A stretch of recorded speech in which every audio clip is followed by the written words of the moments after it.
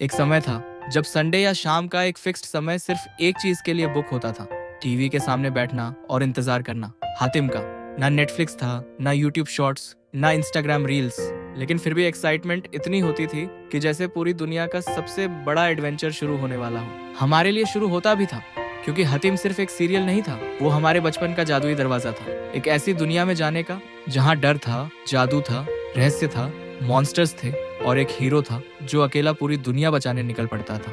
और सबसे मजेदार बात, उस समय हमें उसके VFX भी हॉलीवुड लेवल लगते थे। आज देखकर थोड़ा फनी लगता है, लेकिन उस समय तो हमें सच में लगता था कि हातिम अभी स्क्रीन से बाहर निकलकर विलन को तलवार मार देगा। और शायद यही वजह है कि आज इतने सालों बाद भी अगर कहीं हतिम का इंट्रो म्यूजिक सुनाई दे जाए तो दिल एक सेकंड के लिए फिर से बच्चा बन जाता है। आखिर ऐसा क्या था इस सीरियल में जो इसे बाकी शो से अलग बनाता था? क्यों आज भी 90 के दशक और अर्ली 2000 के दशक वाले बच्चे इसे याद करके इमोशनल हो जाते हैं? और क्या सच में हतिम हमारे चाइल्डहुड का सबसे पॉपुलर एडवेंचर सीरियल था? आज हम उसी सफर पर चलेंगे। तो लाइट्स ऑफ कर लो, मेमोरीज ऑन कर लो, क्योंकि आज खुलने वाला है हमारे बचपन का मैजिकल दरवाजा। उस समय एंटरटेनमेंट का मतलब था टीवी, लेकिन टीवी पर भी हर शो स्पेशल नहीं लगता था। कुछ शोज आते थे, देखते थे, भूल जाते थे, लेकिन फिर आया हतिम। और भाई, इस सीरियल ने आते ही ऐसा फील दिया जैसे टीवी पर कोई असली एडवेंचर ब्रह्मांड आया हो। उस समय जब हतिम स्क्रीन पर आता था तो ऐसा लगता था जैसे हम किसी दूसरी दुनिया में एंटर कर गए हैं। रेगिस्तान, गुफाएं, जादुई क्रीचर्स, सुनसान जंगल, रहस्यमयी पहेलियां और बीच में हमारा हीरो, एक ऐसा इंसान जिसके चेहरे पर हमेशा कॉन्फिडेंस रहता था। भाई को कभी डर लगता था भी या नहीं? मतलब सीरियसली, सामने मॉन्स्टर खड़ा है, चारों तरफ आग लगी है, ऊपर से विलन डायलॉग मार रहा है और हतिम, मैं तुम्हारे अत्याचार का अंत करूंगा। इतना कॉन्फिडेंस तो इंटरव्यू में अपना नाम बोलते समय नहीं आता, लेकिन शायद यही चीज उसे आइकॉनिक बनाती थी। वो परफेक्ट नहीं था, लेकिन फियरलेस था और ऑडियंस को यही चीज कनेक्ट कर गई। लेकिन हतिम सिर्फ एक्शन की वजह से फेमस नहीं हुआ। उसकी सबसे डेंजरस ताकत थी उसकी स्टोरी टेलिंग।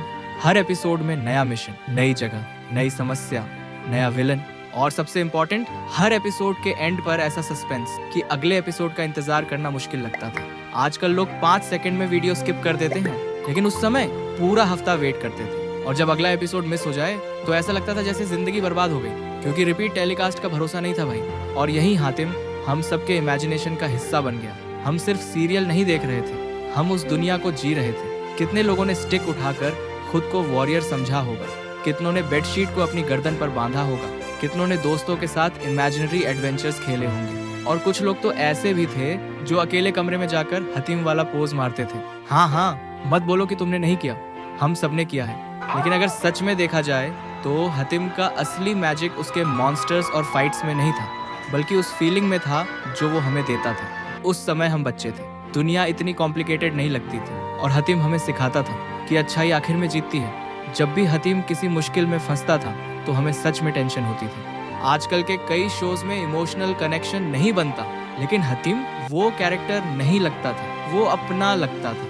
अगर आज कोई बच्चा पहली बार हतिम देखे तो शायद वो बोलेगा, ये VFX इतने फनी क्यों हैं? और सच कहें तो आज के स्टैंडर्ड्स से देखा जाए तो कई सीन से मीम मटेरियल लगते हैं। मॉन्स्टर आते थे और कभी कभी ऐसा लगता था मॉन्स्टर ने ड्रामा कॉस्ट्यूम पहन लिया हो, लेकिन उस समय यही चीज हमें डेंजरस लगती थी। क्यों? क्योंकि इमेजिनेशन पावरफुल थी। आज इंटरनेट ग्रो हो गया है, लेकिन इमेजिनेशन कमजोर हो गई। आज विजुअल्स रियलिस्टिक हैं, लेकिन इमोशंस उतने रियल फील नहीं होते।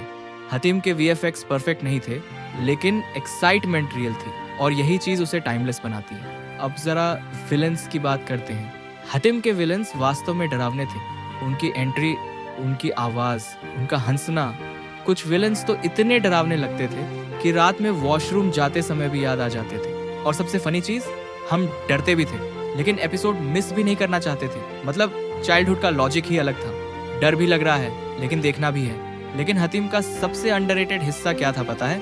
उसकी वर्ल्ड बिल्डिंग। उस समय इंडियन टीवी पर इतनी बड़ी काल्पनिक दुनिया बनाना आसान नहीं था। हर जगह अलग किंगडम, अलग कैरेक्टर्स, अलग रूल्स, अलग डेंजर्स, और ऑडियंस जेन्युइनली बिलीव कर लेती थी उस दुनिया को। आज जब हम पीछे मुड़कर देखते हैं तो समझ आता है कि इन क्रिएटर्स ने लिमिटेड टेक्नोलॉजी में कितना बड़ा सपना दिखाया था। और शायद इसी वजह से हतिम आज भी याद है। 90 के दशक और अर्ली 2000 के दशक के बच्चों के लिए हतिम सिर्फ टीवी शो नहीं था, वो एक टाइम मशीन है। जैसे ही उसका नाम सुनो अचानक सब याद आने लगता है। पुराना घर, पुराना टीवी, मम्मी की आवाज़, होमवर्क जल्दी खत्म करना, टीवी रिमोट के लिए लड़ाई और फिर हतीम शुरू। ये मेमोरी स्क्रिप्टेड नहीं थी, ये रियल थी। और शायद लाइफ की सबसे ब्यूटीफुल चीज़ यही है कि कुछ शोज़ एंटरटेनमेंट से बढ़कर मेमोरी बन जाते हैं। आज की जनरेशन शायद उस फीलिंग को पूरी तरह समझ नहीं पाएगी, क्योंकि आज कंटेंट अनलिमिटेड है। अगर बोर हुए तो दूसरा वीडियो, फिर दूसरा, फिर तीसरा। लेकिन उस समय एक शो का इंतज़ार होता था, उसकी वैल्यू होती थी और शायद इसीलिए कनेक्शन भी गहरा होता था। हतीम खत्म होने के बाद भी खत्म नहीं हुआ, वो हमारी यादों में रह गया। अगर आज फिर से हतीम जैसा सीरियल आए तो शायद लोग पहले VFX का मजाक उड़ाएंगे, मीम्स बनाएंगे, लेकिन कुछ दिनों बाद वही लोग इमोशनली अटैच्ड भी हो जाएंगे, क्योंकि ह्यूमंस को स्टोरीज चाहिए, एडवेंचर चाहिए, होप चाहिए। और हतीम में ये सब था। वो हमें याद दिलाता था कि दुनिया चाहे कितनी भी डार्क क्यों ना हो, एक हीरो हमेशा खड़ा होगा। और शायद बचपन में हमें इसी चीज़ की ज़रूरत थी। आज टेक्नोलॉजी एडवांस है, कंटेंट फास्ट है, अटेंशन स्पैन छोटा है, फिर भी कुछ पुराने शोज आज भी दिल में जगह बनाए हुए हैं। क्यों? क्योंकि इमोशंस कभी आउटडेटेड नहीं होते। और हतीम प्योर इमोशन था, एडवेंचर का इमोशन, फियर का इमोशन, होप का इमोशन, चाइल्डहुड का इमोशन। और शायद इसी वजह से आज जब कोई कहता है याद है हतीम, तो सिर्फ एक सीरियल याद नहीं आता, पूरा बचपन वापस आ जाता है। और यही किसी भी लेजेंडरी शो की सबसे बड़ी जीत होती है कि सालों बाद भी लोग उसे सिर्फ देखते नहीं, महसूस करते हैं। सोचो, उस समय हम कितने छोटे थे, लाइफ सिंपल थी, सबसे बड़ा स्ट्रेस होमवर्क होता था और सबसे बड़ी खुशी टीवी पर अपना फेवरेट शो। शायद इसलिए वो समय इतना खूबसूरत लगता है। हम बिलीव करते थे मैजिक में भी, हीरोज में भी और हैप्पी एंडिंग्स में भी। इसीलिए आज भी उसका नाम सुनते ही अंदर कुछ फील होता है, एक अजीब सी उत्साह, एक स्माइल, जैसे जिंदगी का कोई प्यारा हिस्सा पीछे छूट गया हो।